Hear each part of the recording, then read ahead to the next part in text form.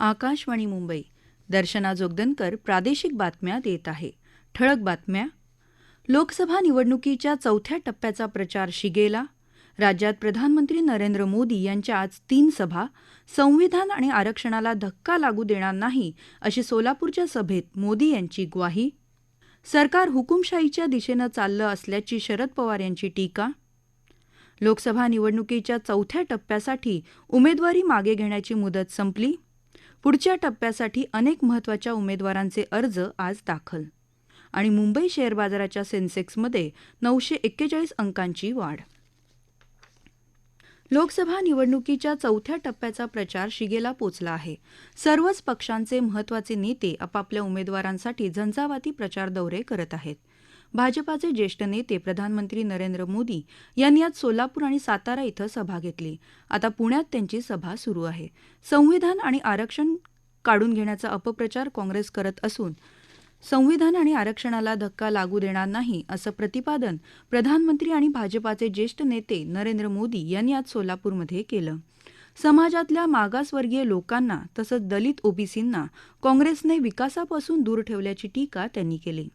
India आघाडीत नेतृत्वाबाबत भांडण सुरू असून काँग्रेसकडे कोणतंही ध्येय नसल्याचं त्यांनी म्हटलं. देशातल्या गरीब मुलांना डॉक्टर आणि इंजिनियर बनवायचं आहे. त्यासाठी आता डॉक्टर आणि इंजिनियर हे शिक्षण मराठीतून देणार असल्याचं त्यांनी सांगितलं. सरकारनं ओबीसी वर्गाला संविधानिक दर्जा दिला असून त्यांच्या उन्नतीचे निर्णय घेतले असल्याचं मोदी यांनी म्हटलं. 60-70 वर्षात काँग्रेसमुळे देशाचं नुकसान झालं असून हे नुकसान भरून काढण्यासाठी पुन्हा एकदा भाजपाला निवडून द्या असं आवाहन प्रधानमंत्री मोदी यांनी केलं.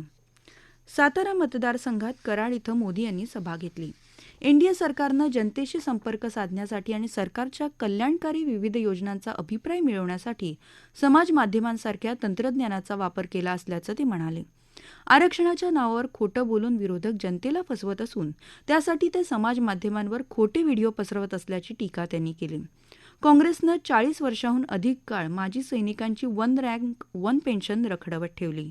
एनडीए सरकारनं हा प्रश्न निकाली काढत आतापर्यंत 1 लाख कोटी माजी सैनिक आणि त्यांच्या परिवाराला दिले असल्याचं त्यांनी म्हटलं.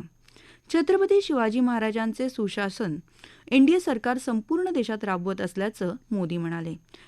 मोदी उद्या माळशिरस, धाराशिव आणि लातूर इथं प्रचारसभा घेणार आहेत. सरकार हुकुमशाहीच्या दिशेनं चाललं असून त्याला आत्ताच आवर घालण्याची, लोकशाहीच्या भवितव्यासाठी लढा देण्याची गरज आहे असं राष्ट्रवादी काँग्रेस शरदचंद्र पवार पक्षाचे अध्यक्ष शरद पवार यांनी म्हटलं आहे. ते बारामती लोकसभा मतदारसंघात सासवड इथं महाविकास आघाडीच्या मेळाव्यात बोलत होते. 2 वर्षांपासून नगरपालिका, जिल्हा परिषदा, स्थानिक स्वराज्य संस्थांच्या निवडणुका झाल्या नाहीत. त्यामुळे येत्या काळात सरकार विधानसभा आणि लोकसभेच्या निवडणुका होऊ देईल का याबद्दल शंका वाटते असं ते म्हणाले. लोकसभा निवडणुकीच्या चौथ्या टप्प्यातल्या उमेदवारी मागे घेण्याची मुदत आज संपली. या टप्प्यात देशभरातल्या 96 मतदारसंघांचा समावेश असून येत्या 13 मे रोजी तिथे मतदान होणार आहे. महाराष्ट्रात 11 ठिकाणी मतदान होणार असून त्यात नंदुरबार, जळगाव, रावेर, बीड, जालना, औरंगाबाद, पुणे, मावळ, शिरूर, अहमदनगर आणि शिर्डी यांचा समावेश आहे. लोकसभा निवडणुकीच्या पुढच्या टप्प्यासाठी अनेक महत्त्वाच्या उमेदवारांनी आज शक्तीप्रदर्शन करीत आपापली नामनिर्देशन पत्र दाखल केली. या टप्प्यात राज्यातल्या धुळे, दिंडोरी, नाशिक, पालघर, भिवंडी, कल्याण आणि ठाणे आणि मुंबईतल्या 6 मतदारसंघांचा समावेश असून 3 मेपर्यंत उमेदवारी अर्ज भरता येणार आहेत. महाविकास आघाडीकडून दक्षिण मुंबई लोकसभा मतदारसंघातून अरविंद सावंत, दक्षिण मध्य मुंबई लोकसभा मतदारसंघातून अनिल देसाई, तसंच ठाणे लोकसभा मतदारसंघातून राजन विचारे, दिंडोरीतून भास्कर भगरे आणि नाशिकमधून राजाभाऊ वाजे यांनी आज अर्ज दाखल केले. महायुतीकडून दक्षिण मध्य मुंबईतून राहुल शेवाळे, धुळे लोकसभा मतदारसंघातून डॉ. सुभाष बांबरे यांनी उमेदवारी अर्ज दाखल केला. तसंच ठाण्यातून ओबीसी जनमोर्चाचे मल्लिकार्जुन सायबन्ना पुजारे आणि धुळ्यातून अपक्ष उमेदवार लहानू महादू साबळे यांनीही अर्ज दाखल केले. दरम्यान नाशिकमधून अपक्ष उमेदवार शांतिगिरी महाराज यांनी आज पुन्हा शक्तीप्रदर्शन करत एकनाथ शिंदे यांच्या नेतृत्वाखालील शिवसेनेकडून उमेदवारी अर्ज दाखल केला. नाशिकमधून महायुतीच्या उमेदवाराची घोषणा अद्याप झाली नाही. त्यामुळे त्यांना पक्षाचा अधिकृत एबी फॉर्म 3 मेपर्यंत देण्याची मुदत जिल्हा निवडणूक अधिकाऱ्यांनी दिली आहे. याशिवाय जयश्री पाटील आणि देविदास सरकटे यांनीही नाशिकमधून उमेदवारी अर्ज दाखल केले आहेत. श्रोतेहो, लोकनिर्णय महाराष्ट्राच्या या कार्यक्रमात आजच्या भागात आपण औरंगाबाद लोकसभा मतदारसंघाचा आढावा घेणार आहोत. संध्याकाळी 7:15 ते 7:30 वाजेपर्यंत आकाशवाणी मुंबईच्या अस्मिता वाहिनीवर आणि समाज माध्यमांवर हा कार्यक्रम ऐकता येईल. या प्रादेशिक बातम्या आकाशवाणीच्या मुंबई केंद्रावरून देत आहोत. जागतिक बाजारातले सकारात्मक कल लक्षात घेऊन देशातल्या शेअर बाजारांमध्ये गुंतवणूकदारांनी आज समभागांची जोरदार खरेदी केली. त्यामुळे मुंबई शेअर बाजाराच्या सेन्सेक्समध्ये आज 941 अंकांची वाढ झाली आणि 74,671 अंकांवर बंद झाला. राष्ट्रीय शेअर बाजाराचा निफ्टीही 223 अंकांची वाढ नोंदवत 22,643 अंकांवर बंद झाला. बँकिंग आणि वित्तीय सेवा क्षेत्रातले समभाग आज तेजीत राहिले.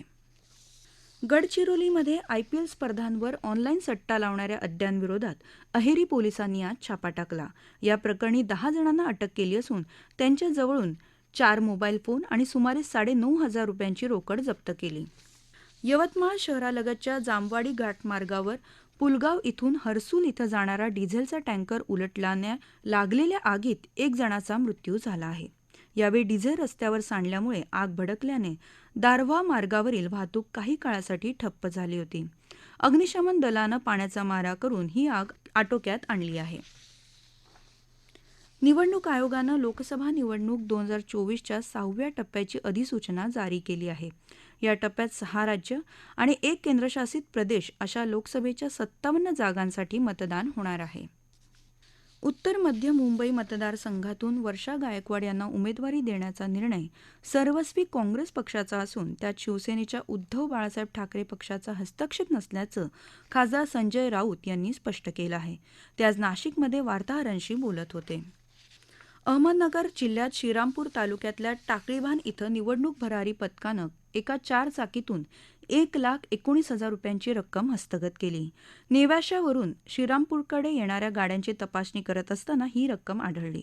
शिर्डी लोकसभेचे निवडणूक निर्णय अधिकारी आणि सहाय्यक निवडणूक अधिकारी यांच्या मार्गदर्शनाखाली ही कारवाई झाली. नाशिक लोकसभा मतदारसंघाचे निवडणूक खर्च निरीक्षक सागर श्रीवास्तव यांनी मतदारसंघातल्या वाहतूक तपासणी नाक्यांना अचानक भेटी दिल्या. वाहनात 50,000पेक्षा अधिक रोख रक्कम आढळल्यास सहाय्यक खर्च निरीक्षकांना तातडीने माहिती देण्याच्या सूचना त्यांनी संबंधित अधिकाऱ्यांना केल्या. गेल्या 24 तासात विदर्भ आणि मराठवाड्यात तुरळक ठिकाणी पाऊस पडला. कोकणात बहुतांश ठिकाणी, मध्य महाराष्ट्रात अनेक ठिकाणी तर मराठवाड्यात काही ठिकाणी कमाल तापमानात किंचित वाढ झाली. राज्यात सर्वात जास्त कमाल तापमान सोलापूर इथं 43.7 अंश सेल्सिअस इतकं नोंदवलं गेलं.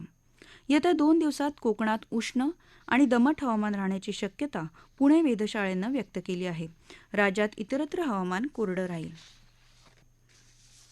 मध्य रेल्वेच्या हार्बर मार्गावर छत्रपती शिवाजी महाराज स्थानकाजवळ एका उपनगरी गाडीचा डबा आज रुळावरून घसरला. सकाळी 11:30च्या सुमारास हा प्रकार घडला. यात कुणालाही इजा झाली नाही. मात्र यामुळे हार्बर मार्गावरच्या उपनगरी सेवेवर परिणाम झाला होता. ठळक बातम्या पुन्हा एकदा. लोकसभा निवडणुकीच्या 4थ्या टप्प्याचा प्रचार शिगेला. राज्यात प्रधानमंत्री नरेंद्र मोदी यांच्या आज 3 सभा.